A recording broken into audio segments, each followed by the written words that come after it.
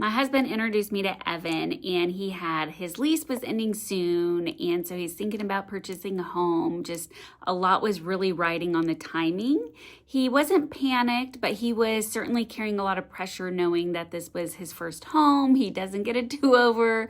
You don't want to rush. He didn't want to guess, and really just didn't want to end up stretched too thin or stuck in the wrong place.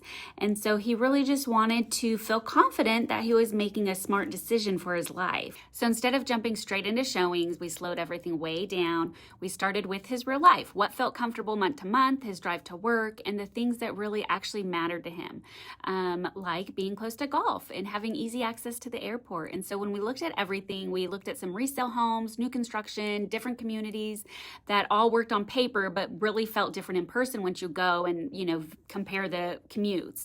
And so the home prices were pretty similar. And so we looked at the different builders, we looked at floor plans, the finishes, the quality, what would actually hold up and make sense long term.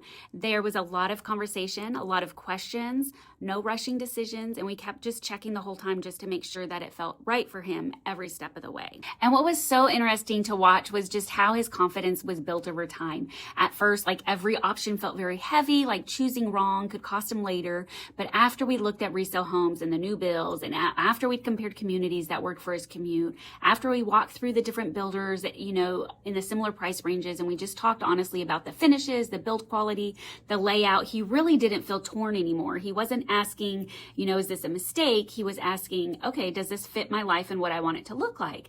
So when he chose the new construction, that specific builder and that floor plan, it just really felt settled.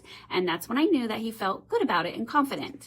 And honestly, my favorite part was just about the relationship that came out from this. I got to meet his sister, his parents, his mom. I just adore her. We're Facebook friends now.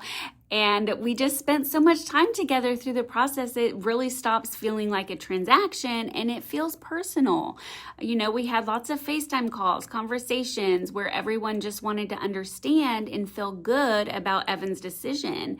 And by the end, it wasn't just about Evan helping him buy his first home. It really felt like I got to be a part of something really meaningful to him and his family. And that's the part of the job that really stays with me that I absolutely love. So if you're in a season where you have a lot of questions and don't want to rush, that's exactly the kind of conversation that I'm here for. So reach out.